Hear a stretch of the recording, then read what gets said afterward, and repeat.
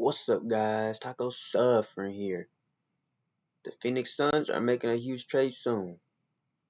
Now, if you guys do not know, there is some rumors about Jimmy Butler coming to the Suns, or because it look like Bradley Beal is look like he's pretty much done.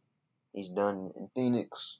So yeah look like he's done in Phoenix, man. So let's see what he's talking about from the Fight Mic. Saying it respectfully, I don't know how teams are going to guard us. Nobody gives a flying frog's fat you-know-what about the Phoenix Suns. We don't care. 2 years ago, Matt Ishbia purchased the Phoenix Suns and went all in on his roster by trading for Kevin Durant. He doubled down on this further by gutting out his depth even more to trade for Bradley Beal, and so far it has been an unmitigated disaster. Despite a first-round exit at the hands of the Minnesota Timberwolves, for some reason the Suns decided to run it back with the same nucleus, and the results have been more of the same. And now as a result, huge changes are coming. Bradley Beal and Yusuf Nurkic are sitting out games, and things are about to get very messy. Before we get to the content, make sure you drop a like, subscribe, and turn on our notifications to get the latest and greatest NBA news to your device. And now that we got all that out of the way, cue the intro.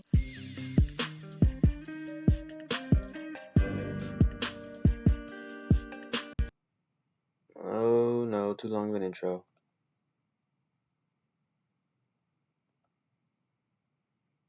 Like to make me $90. If you haven't No.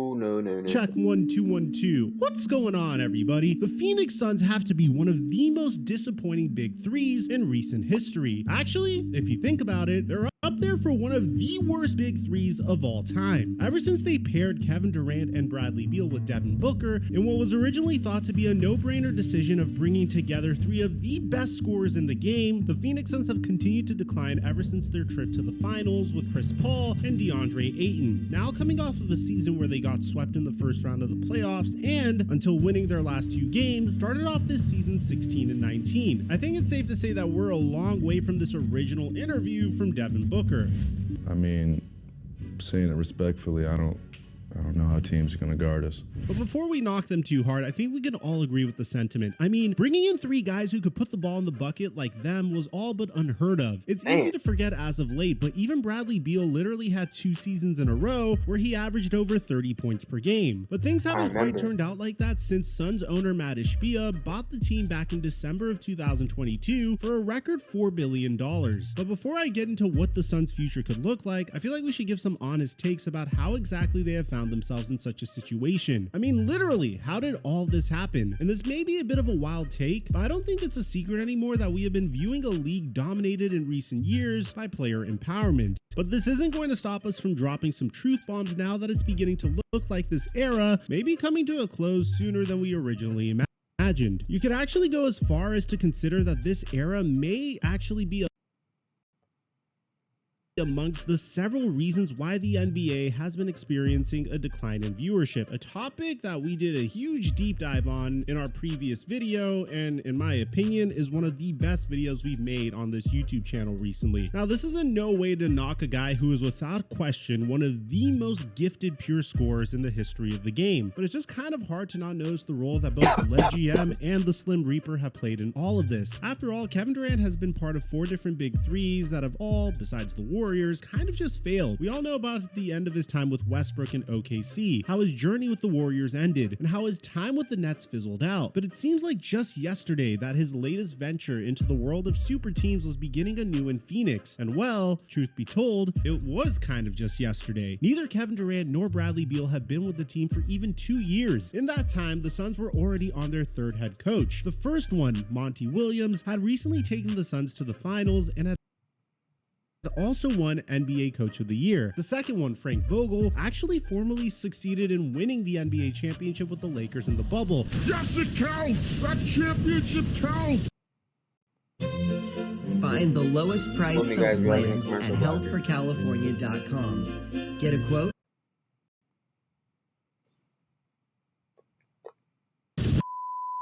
And though I don't mean to digress into a tangent about how Kevin Durant's a coach. Bro, honestly, bro, he really don't be doing nothing bad. It's just the people around him, man.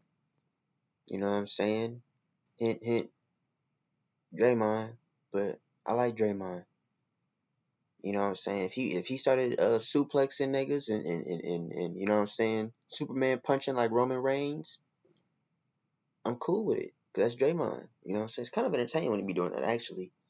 Like Isaiah Stewart, like aggressive, you know?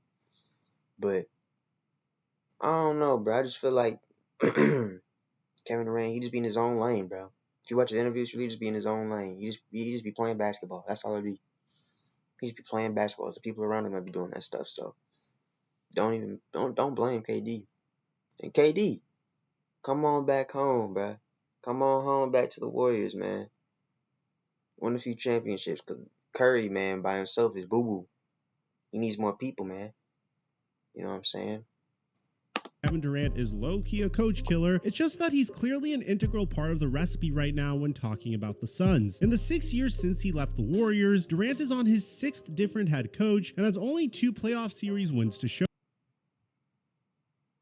for it. And again, while he is clearly a talent of the likes we have never seen, it's just getting kind of absurd. But everyone was ready to leave last year's playoff sweep behind and focus on the incoming second year of the Big Three. The Suns went out and hired future Hall of Fame coach Mike Budenholzer to a 5-year contract to see if he could right the ship and lead them back to the summit of the Western Conference. NBA fans across the globe thought that he was going to come in and show people that the Suns' problems were because of their coaching and not their players. But as we know, that hasn't exactly happened. At the time of this video, the Phoenix Suns are 19-19, which is good for a current spot at 11th in the West. Despite having won 4 of their last 5 games, if you've seen them play, they just look super disjointed. But just so you know, I'm not here to rag on Kevin Durant. It should be noted that he's been playing out of his mind even for his standards. The man is 36 years old and is currently 5th in the league in points per game. If it wasn't for LeBron's incredible shrugging off of Father Time, we would all be talking about how Durant is playing at such a high level. But even with that said, the bottom line for them is that if the season ended today, the Phoenix Suns wouldn't even qualify for the play-in games. Book recently spoke about it in a post-game interview after a loss to the Memphis squad was without John Morant. And by the look on D-Book's face and just the way he spoke, it does not seem like he has a very optimistic outlook on his team's future. What's kind of the frustration level or the level of urgency for you guys right now? Frustration level's high. We're all competitors in here, and we realize these games are going to cost us in the end of the season. So you want to do your work early, pre-All-Star break, before it comes down to the nitty-gritty. And, you never know what can happen. Injuries can happen around that time, too. So, we want to gain some ground, get up out of the play-in position and, just win every possible game we can.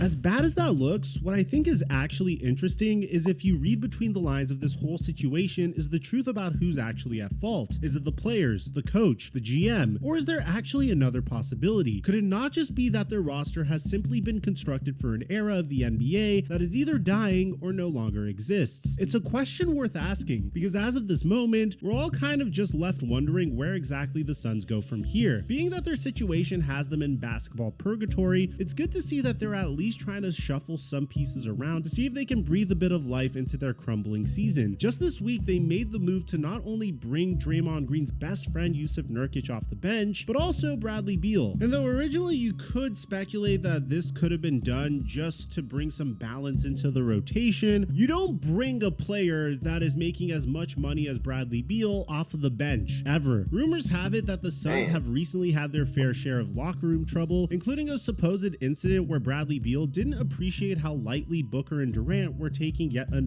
Beal's fury. That's a vocabulary word. Fury. Well, Bradley Beal, you are not Kratos, man. We're talking about some fury unleashed. Force unleashed. You're not Kratos. You're not Star Killer. Some locker room as Durant and Booker's laughter leaves fans baffled. Another vocabulary word. Amidst another vocabulary word, loss. Beal's fury unleashed. So he was mad in the locker room as they laughed. And fans, so they laughed and he was mad that they lost. Well, I mean, bro, they probably not, bro, they mad about the game, but bro, they was on the U.S. Olympics team. You weren't. So they friendship is boosted. They friendship is boosted plus 30 attributes, bruh. You didn't go to the Olympics, so you don't know what they talking about. Calm down, fella. Another loss. And even though he's the one that's getting sent to the bench, it kind of makes sense. Because for a team that is failing in such a spectacular fashion, what makes it even worse is their salary cap situation and lack of future assets. In the middle of a span where they're paying Kevin Durant $100 million over 2 years, Beal over $150 million over the next 3, and Booker over $200 million over the next 4, they also don't have a single first-round pick until 2031, being that they shipped 4 of them away along with Mikal Bridges and Cam Johnson in order to trade for Kevin Durant in the first place. What makes all of this even worse is that the most likely of the 3 to be shipped away, Bradley Beal, has a no trade clause in his contract, which means that he needs to approve any trade that is being made for him. And this may have actually been the reason why the Phoenix Suns decided to bench him recently, doing their best to motivate him into accepting a change of location. Whichever way you want to look at it, it's abundantly clear that the Suns have some serious thinking to do. A lot of people are even considering that it's likely they need to blow the entire team up, and this is something that we were proposing this past offseason. But instead, the Phoenix... KD, come to the Warriors. We'll give you Buddy Hield. We'll give you Tracy Jackson Davis. We'll give you... So Buddy Hield, Tracy Jackson Davis, Podziemski, Kyle Anderson, Guy Santos, that Spencer dude, the Waters dude, and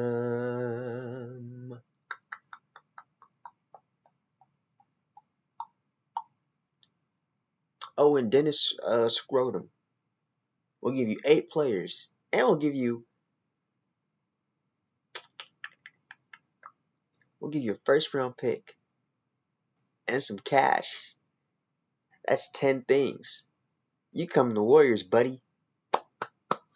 You come to the Warriors. We just gave you 10 people. Be thankful and grateful, nigga. Come back to the Warriors, buddy.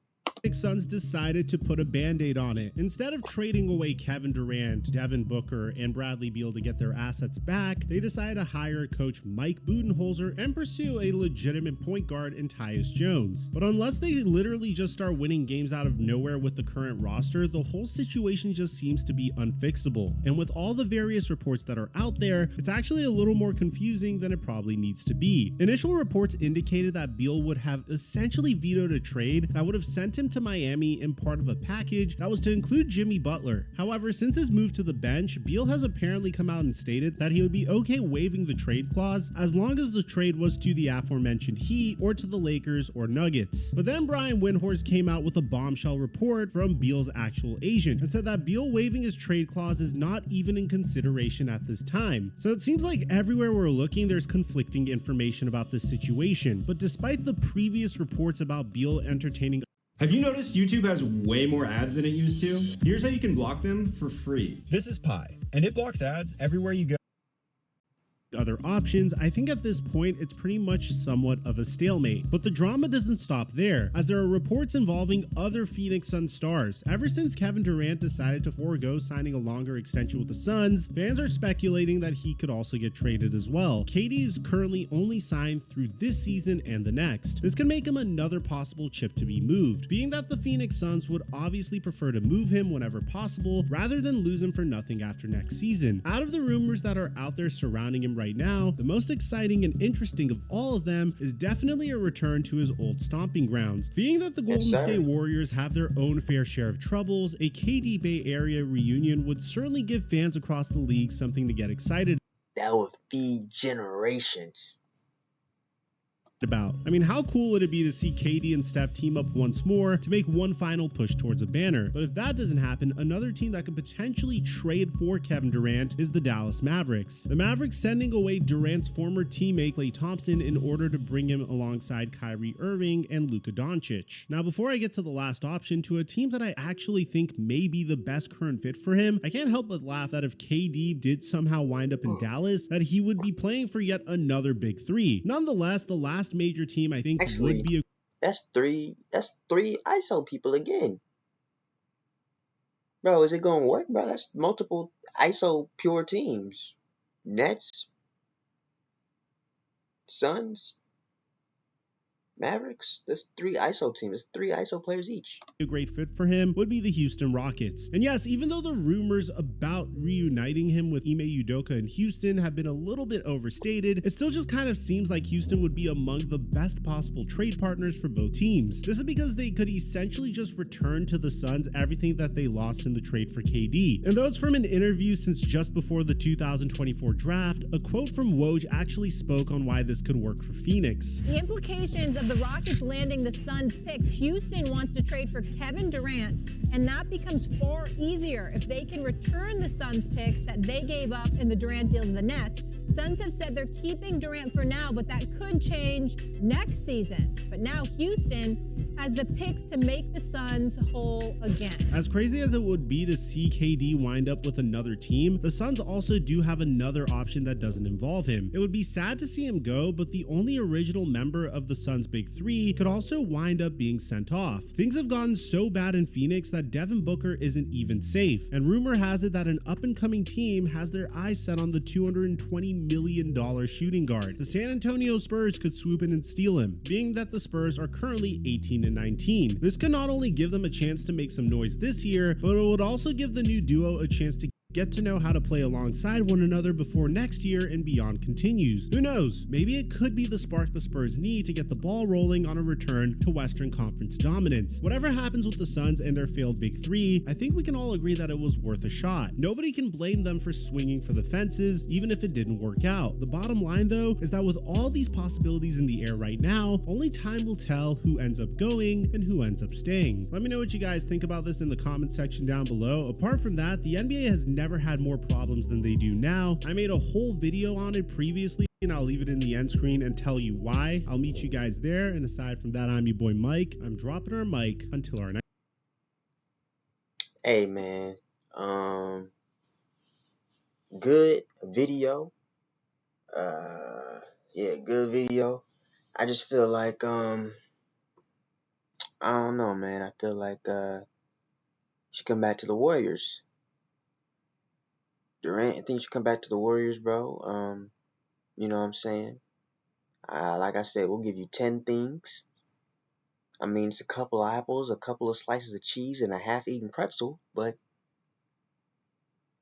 yeah, it's 10 players, which is pretty much a freaking roster. You know what I'm saying? Sign a couple of nobodies, you know, because 10 people, that's the whole rotation. Really 9 people, honestly, is the rotation. Some people get away with 8, but really 9 people, and that's 10 plus 1. Come back to the Warriors, man. Come back to the Warriors, bro. I'm pretty sure that's enough similar contract money and everything from all those players. Yeah, bro, come back to the Warriors, man. You can win. Draymond won't suplex you this time. He won't hit you. All right, you're good. You're good. We'll make sure of it. Come back to the Warriors, buddy.